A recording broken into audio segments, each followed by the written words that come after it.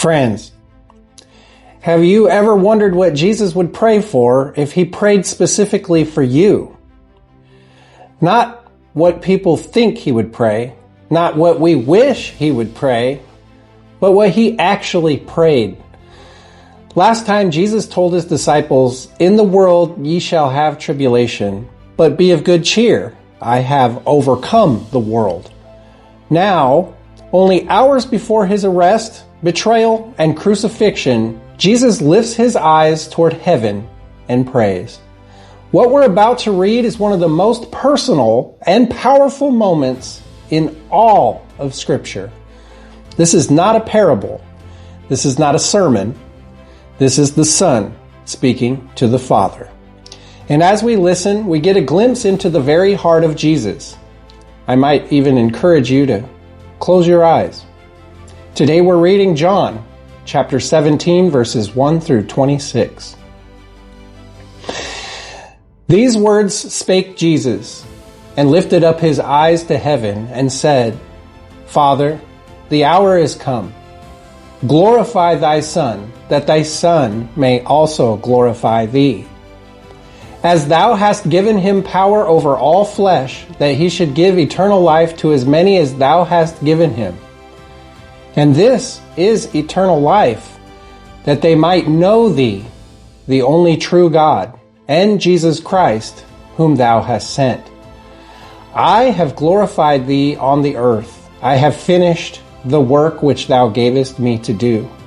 And now, O Father, glorify thou me with thine own self, with the glory which I had with thee before the world was. I have manifested thy name unto the men which thou gavest me out of the world. Thine they were, and thou gavest them me, and they have kept thy word.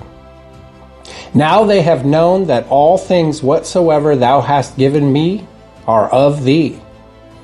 For I have given unto them the words which thou gavest me, and they have received them, and have known surely that I came out from thee, and they have believed that thou didst send me.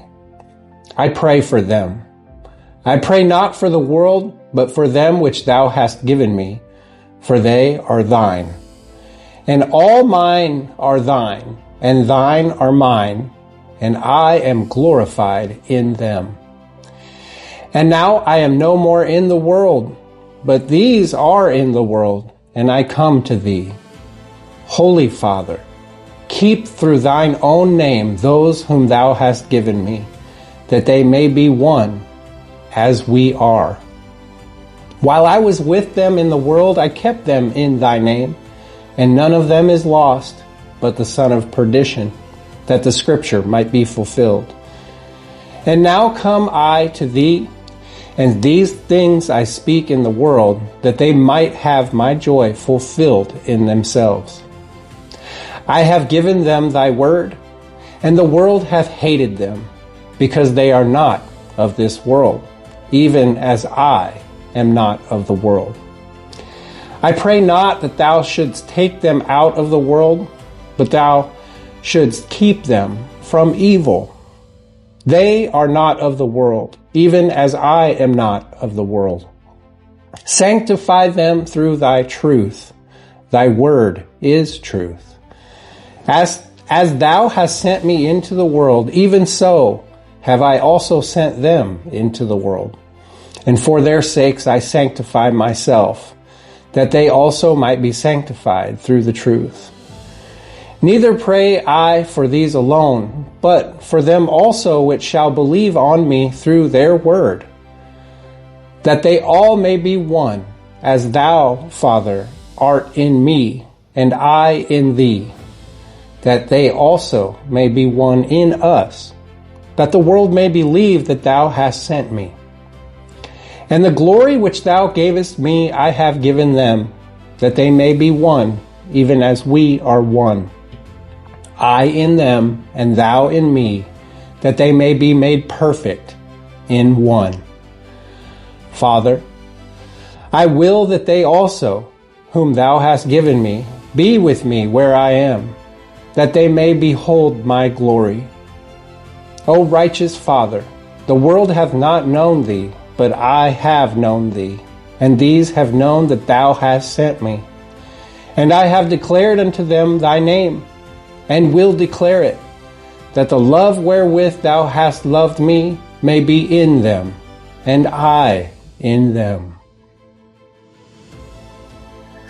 Friend, can you believe what we just read? The night before the cross, Jesus knew exactly what was coming.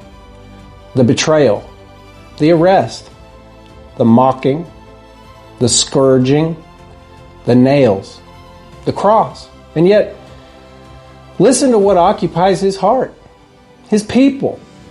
Over and over again, Jesus prays for those who belong to him. He prays that they would be kept. He prays that they would have joy. He prays that they would be sanctified through the truth. He prays that they would be one. And then something remarkable happens. Jesus expands his prayer beyond the disciples standing in front of him. Did you catch it? He says, "Neither pray I for these alone, but for them also which shall believe on me through their word." Friend, that's us. Before the cross, Jesus was already looking beyond the upper room, beyond Jerusalem, beyond the centuries, to every person who would one day believe the gospel. Think about that for a moment. Before you ever prayed to him, he was praying for you. Before you ever sought him, he was thinking about people just like you and me. Before you ever knew his name, he had you on his heart. And what does he desire? Not merely that we know facts about him, not merely that we attend church, not merely that we become religious. He desires that we know him, love him, and ultimately be with him. Listen again to these words. "Father, I will that they also, whom thou hast given me, be with me where I am." What a Savior. The heart of Jesus is not trying to keep his people at a distance. His desire is to bring them near, near to his Father, near to his glory, near to himself. If I could leave you with one thought today, it would be this. Christianity is not ultimately about rules or rituals or performance. It is about a relationship with the living Christ who loved his people enough to pray for them before going to the cross for them. Friend, if you belong to Jesus today, take comfort. You are known, you are loved, you are remembered. And the same Savior who prayed for his people then is still faithful now. If this reading encouraged you, I'd love for you to subscribe and stay with me as I continue chapter by chapter through God's Word. You can catch up on previous readings on my channel. Please like this video, share it, send it to someone who might need encouragement today. Every share helps place God's Word in front of another soul, and God's Word is the most important thing. Remember, we're reading straight through the Gospel of John in order. If you've got a request to do like Romans or Job or something else after this, let me know. If you've missed previous readings, like I said, you can find them on previous days. And I'd love to hear from you.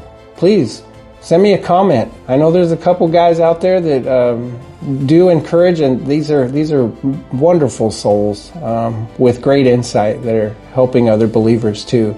Let me know what stood out to you. Share your thoughts in the comments. If you're on this journey, simply comment "prayed." Next time, we'll leave the upper room and enter the events leading to the arrest of Jesus in the garden. A turning point in history that changed the world forever. I hope you'll join me. I love you. God bless you. Have a great day.